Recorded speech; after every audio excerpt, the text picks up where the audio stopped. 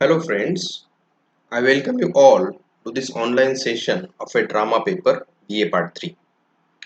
In the last few sessions, we have started discussing the types of drama.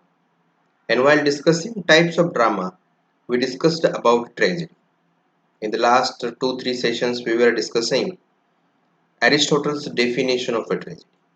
We have also screened one or two videos in this direction and try to understand Aristotle's concept of a tragedy. So now instead of investing more time on it, let us continue with the discussion of a tragedy and try to understand the type in depth. So in drama, tragedy is a serious play that deals with the misfortune of man.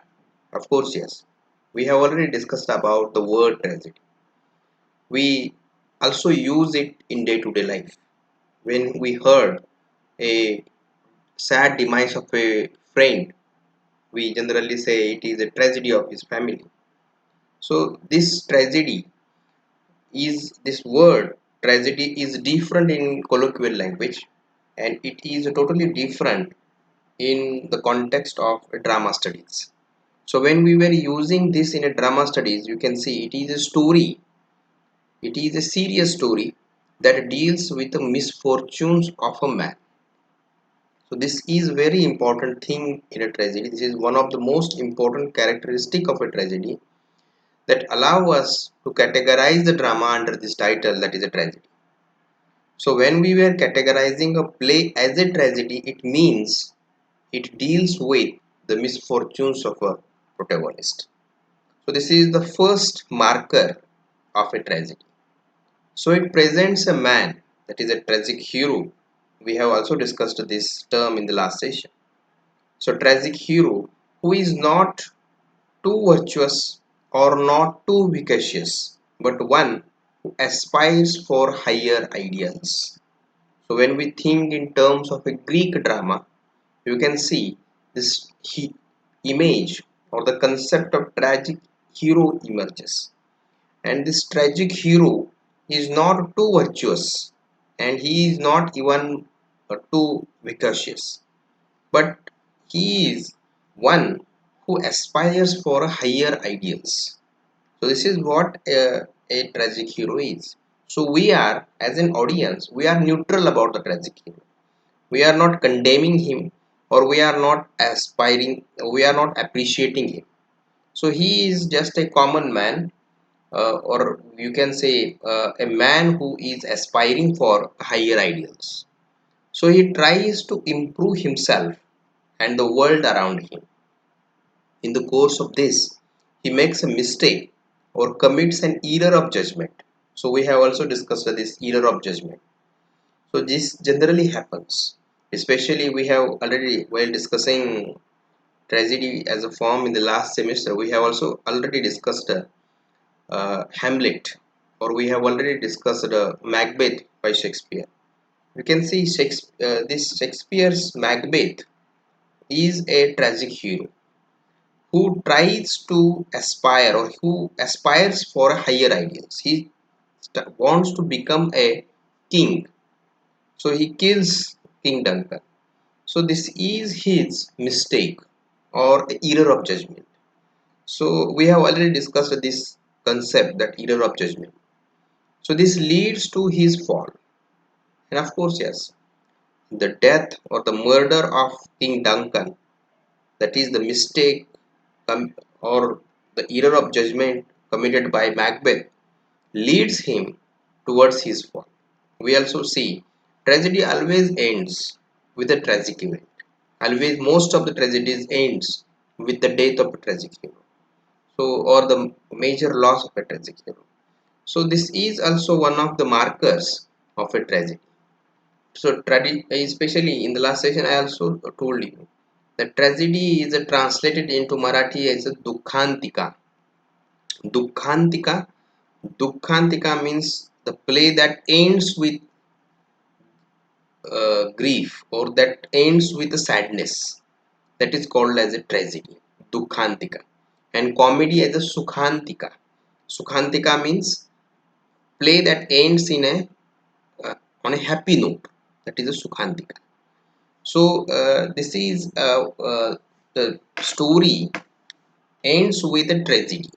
So this is one of the major markers of a tragedy. So traditionally, in a classical tragedy means the Greek tragedies, you can see, the hero must be of a noble birth, suffer, and is overwhelmed in the end. So this is what you can see. Most of the tragedies written in a ancient Greek tradition, the the protagonists, the heroes, were of a noble birth. They belongs to a noble family, and throughout their life they suffer, and in the end you can see they were overwhelmed with their sufferings. So this is the uh, ideal stereotype defined by a Greek tragedy, ancient Greek tragedy. And as a result of this, you can see most of the tragedies today also, even in a modern and even in a postmodern period, you can see the tragedy adhered to this principle. The tragedy presents injustice, evil, pain, misfortunes, paradoxes, and mysterious aspects of human existence. So, therefore, many times you can see tragedy are more popular than a comedy. And because you can see we have also discussed about the catharsis, Aristotle's concept of catharsis. When we see the or we watch the tragedy, it is an experience of a purgation of a powerful feelings, fear, pain, such a kind of feelings were purgated, and we feel relaxed. So tragedy becomes more important. Even if you see in a Bollywood movies or Hollywood movies, you can see that tragedies are more popular than the comedies. So this is what you can see is the important thing. Then Greek tragedy has a set pattern or structure. It starts with a prologue, which introduces the play with the episodes of the play and the choral songs in between, and finally the exodus. You can see this is not happening in a modern drama, but in a Greek tragedy, they follow a set of patterns.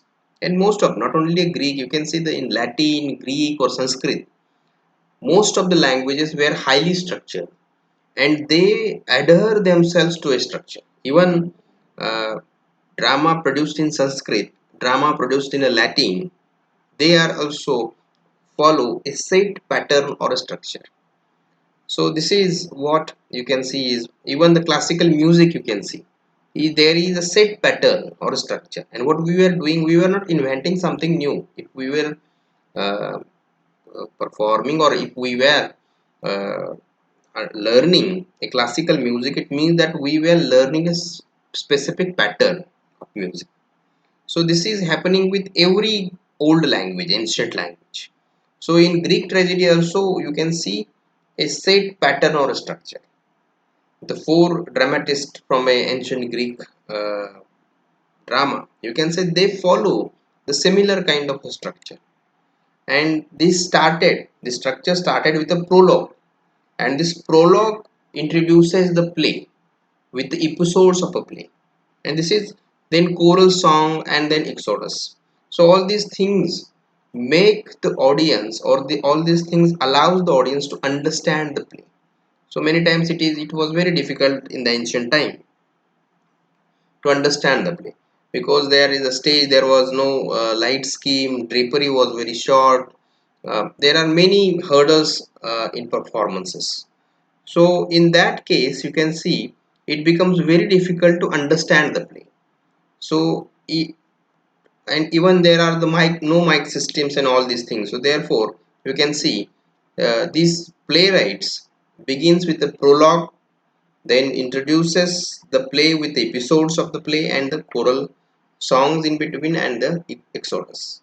So all these things you can see becomes important in a Greek uh, tragedy, because it is in fact written in a very ancient period where all these things All this technology that we have today were not available.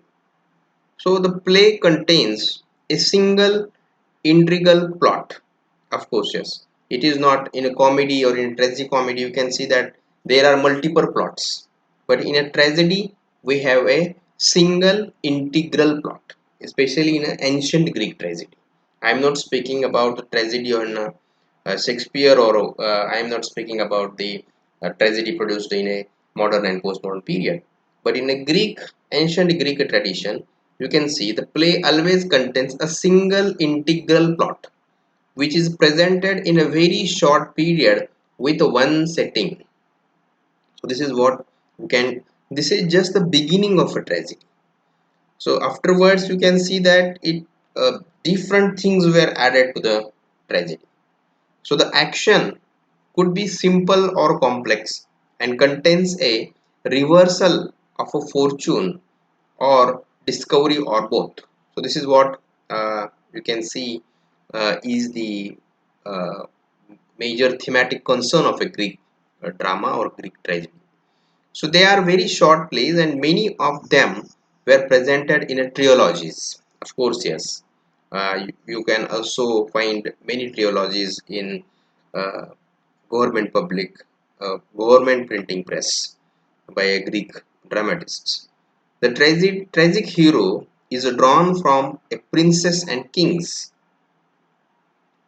He is a man who is not preeminently good, virtuous, or vicious, but who commits an error of judgment. So I have discussed this point.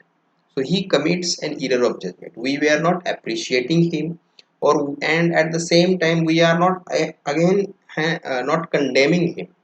So we were neutral about him. But his error of judgment, his mistakes, lead him towards the fall. For example, Oedipus Rex. This is also one of the very significant Greek play, which is also used by even uh, psychologist Sigmund Freud. So this Oedipus Rex is a good example of a classical tragedy. If it is possible for you, go online and watch a Oedipus Rex. It is available on YouTube, and there are several summaries of an Oedipus Rex on the internet. So it has a single plot: the story of how Oedipus killed his father and married his mother. This is what the storyline is. So this tragic event is explored in Oedipus Rex. So it has, so he don't know that he is marrying to his mother and all these things. He don't know that he is killing his father. And in the ancient time, even a king is killed, his queen becomes the winning king's queen. So in that way, his mother becomes his queen, and even they produce a child. So this is what a tragedy happened in Oedipus Rex, in the life of an Oedipus. So the setting is still in front of palace. Oedipus, the tragic hero, is a king who by the end of the play discovers the truth about himself. His fortune reverses from good to bad. His catastrophe is caused by his tragic flaw, which is arrogance. So this is what very arrogantly he killed his father and marry his mother. And this tragic flaw, a small mistake that he has committed, behaving arrogantly with the king, he afterwards meet to a great tragedy in his life. So this is what a Oedipus Rex. It is very interesting story. In fact, if you are interested, go online and read it. So the plays were based on myths and legends, drawn mainly from the legends of the houses of address and the events of the Trojan Wars. So the Trojan War is also very famous in a Greek history. So there are several texts, several poems, several dramas were produced on this theme of a Trojan Wars.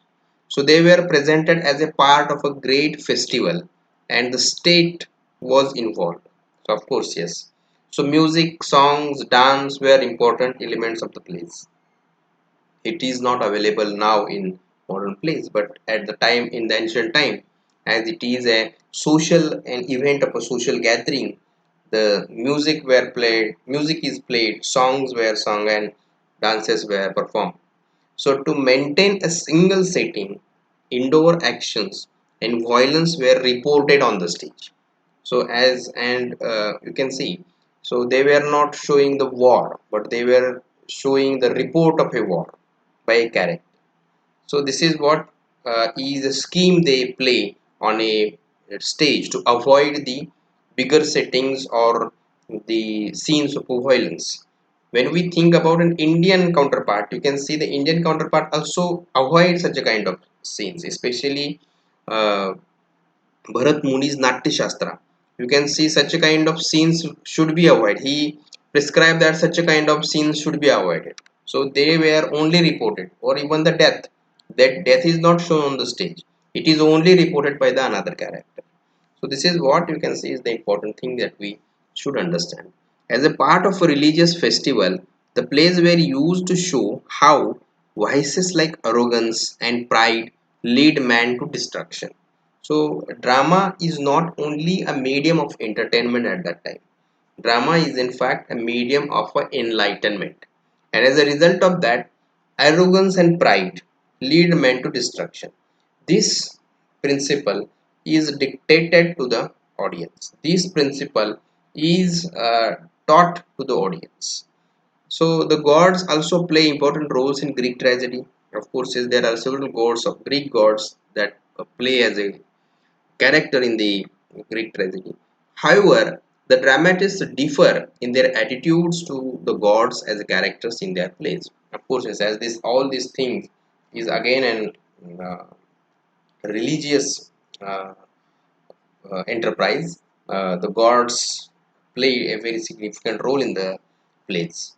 So many critics argues that there are no tragedies in the modern period. The argument is based on the fact that many playwrights do not adhere to the Aristotelian principles of a tragedy, especially as regards the treatment of subject matter, tragic hero, and the language. Of course, yes. Similar to the comedy, similar to many other dram art form, you can see the classical rules were adhered in the ancient period, but afterwards as it is developed, the modern writers, modern authors, modern dramatists start rejecting the classical rules because they were only meant for the that particular period, and as a result of that they becomes outdated in a modern period. So today we have light scheme. Today we have a different kind of situation. We can even change the scenes. So the chorus and then prologue and epidos, all these things are outdated today. So as a result of that, many critics, with the help of this, by quoting Aristotelian concept of a tragedy, asserts that in modern period we don't have a tragedy. The playwrights were not uh, producing the tragedy because they were not adhere to the Aristotelian principles of a tragedy. So the modern playwrights feel that they should not be restricted by any rules. Of course, yes, they want a freedom, freedom of expression, and with the help of this freedom of expression, they produces the different plays. So according to them, drama reflects the society, so they should reflect their society in the works. In the modern society, little or no attention is paid to kings, princes, and their exploits, so a poor man who is hard working can rise to esteem. So all these things you can see, due to such a changing of socio-cultural milieu, this drama also changes. The society also encourages him to rise. He also has a capacity to fall into misfortune through an error of judgment. And according to Arthur Miller, since kings and monarchs are no longer available, tragedy should be based on the heart and spirit of the average man. So the modern tragedy is not a tragedy of a noble man. It is not of a monarch or it is not of a king, but it is of an average man. So contemporary issues and human beings should therefore be treated in a tragedy. So you can see the modern dramatists, modern playwrights start encompassing start including the these common man into their plays, into as become make them a heroes in their tragedies. So the important factor is that the tragic hero pursues a particular goal he believes in, relentless to its logical conclusion even if he loses his life in the pursuit. So this is what you can see. We were watching such a kind of a drama. It is not related to the classical Greek tragedy. So tragedy attempts therefore to ask some basic questions about human existence, like is there justice in the world? So such a kind of questions were asked by the modern playwrights like Ibsen or many other playwrights ask, even the T.S. Eliot, you can see, they ask such a kind of a questions. So this is a form of a drama or type of a drama, that is a tragedy. We have completed this. In the next session, we will start with a comedy and understand that comedy as a form. This is again a sub point that we are supposed to learn, that a comedy as a form. So instead of investing another time or one more lecture on this, we will continue this as a sub point, that is a comedy as a form. So we will stop here and continue the same in the next session. Thank you for listening.